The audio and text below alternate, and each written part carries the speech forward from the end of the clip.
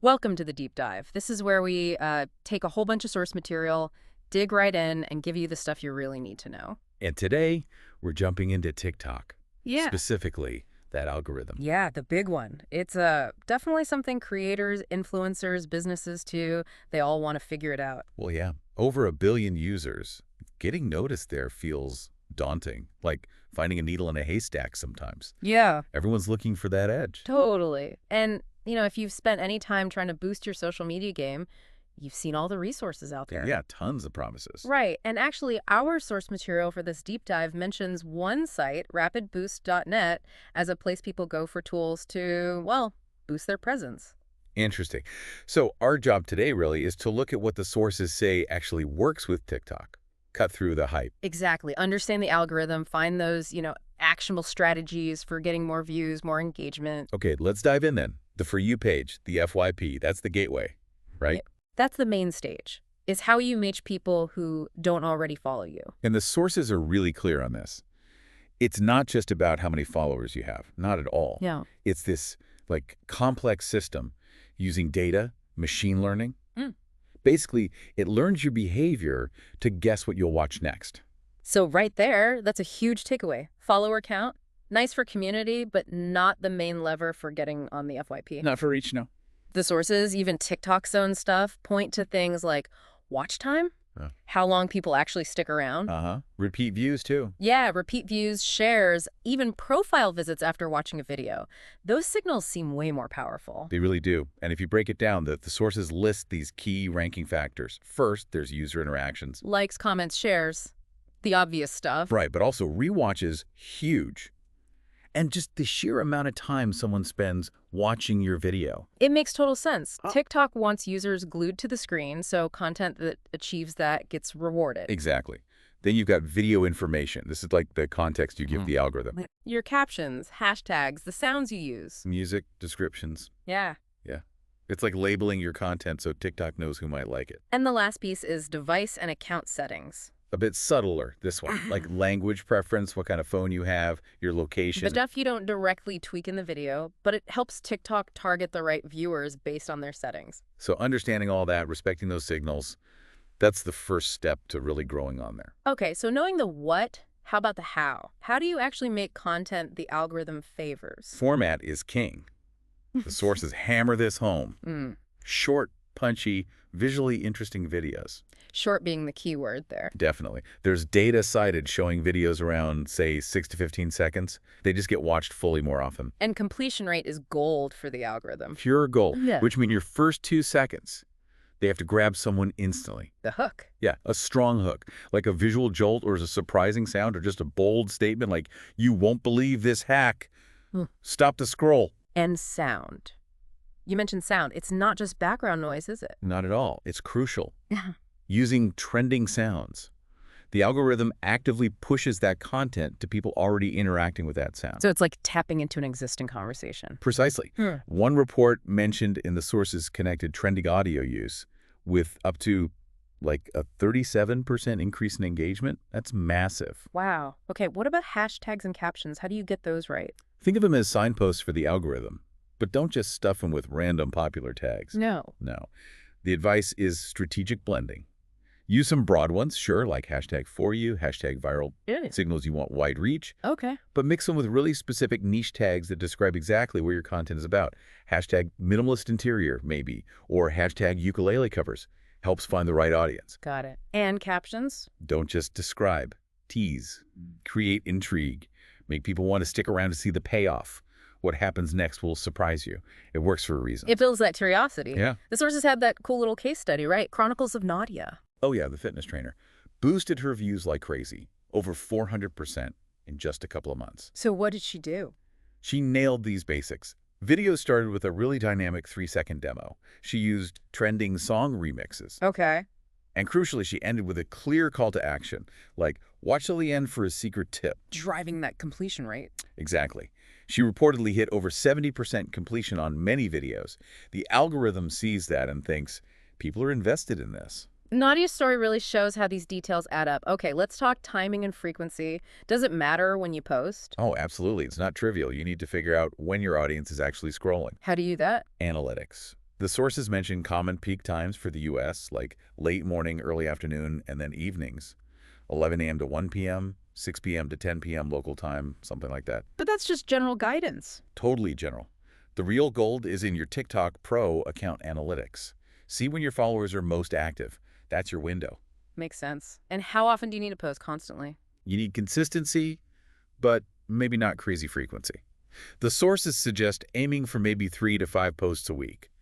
That seems to hit a sweet spot for growth without burning out or letting quality slip. Quality over quantity, but still be present. Right. And things like batch recording can help. Film several videos at once, use the scheduling tool. It keeps a steady flow, which signals to TikTok you're reliable. Another little plus. Okay, let's talk engagement, getting people to actually interact. Yeah, engagement mastery. This is about turning passive viewers into active participants. Because interaction, that's a big flashing sign for the algorithm. So, calls to action. Essential. Don't just hope they'll interact, ask them. The sources give simple examples. Double tap if you agree, comment your thoughts, tag a friend who needs this. Makes it easy for them. Turns a view into an action the algorithm counts. And then replying to the comments you do get is just as important. Why's that? Because the algorithm notices videos with ongoing conversations in the comments. Active discussion threads are a positive signal. So, respond quickly. Yeah, respond fast, pin good comments, try to keep the back and forth going, and that reply with video feature. Oh, yeah. Brilliant. Answer a comment by making a new video. Double dip on content and engagement from one comment. Smart. What about trends like challenges or duets? Definitely jump on those when they fit. Participating in a trend connects your content to a much wider audience already engaging with that specific thing. It's like that hashtag wiped-in challenge mentioned. Exactly. Brands saw huge visibility spikes just by playing along. It taps into existing viral energy. And there's micro-engagement too, right? The subtle stuff. Yeah, things people do without typing. Rewatching a video, saving it. These actions still tell the algorithm the content has value. So making content people want to save, like tutorials or tips. Exactly. That drives up replays, saves, overall watch time. All good things. Okay, moving into some, let's say, advanced hacks the sources mention, optimizing the first 3 seconds even more. Yeah, really dialing in that hook, using what they call pattern interruptions, something unexpected, a sudden sound change, a weird visual twist, a bold claim that makes people stop and go, wait, what? That initial moment is just critical. And keeping people watching longer. Serial content. Great tactic. Doing part 1, part 2. It encourages people to watch multiple videos in a row. Using TikTok's playlist feature makes this even smoother, increases time spent on your profile. Another win. And cross-promotion. Don't keep your TikToks just on TikTok. Share them on Instagram Reels, YouTube Shorts. If something takes off elsewhere, it can drive a ton of new traffic back to your TikTok. Makes sense to leverage other platforms. And maybe the biggest advanced hack is just relentless use of analytics. Back to the data. Always back to the data. Yeah. You have to watch your TikTok analytics. See what's working, which formats, topics, sounds, times get the best completion and engagement. And then react fast. Super fast. Double down on winners. If a type of video keeps flopping, drop it. The algorithm rewards creators who adapt and respond to what the audience likes. That Savvy Snacker brand case study showed this perfectly, didn't it? Textbook example. Grew their followers 8x in 6 months. How? By pivoting based on analytics. Exactly. They start with product explainer videos. They were fine. But then their taste test reaction videos blew up in comparison. Oh, they switched. They went all in on reactions. Result, way more shares, more orders from their TikTok shop. That wasn't luck, it was listening to the data. So putting it all together, what's the step-by-step plan the sources lay out? Okay, step 1, audit. Look at your recent content. Find your best and worst performers. See the patterns, what worked, what didn't. Step 2, plan with that data. Map out your content calendar. Use your peak posting times. Pre-plan hooks, sounds, hashtags for upcoming videos. Step 3, batch create and schedule.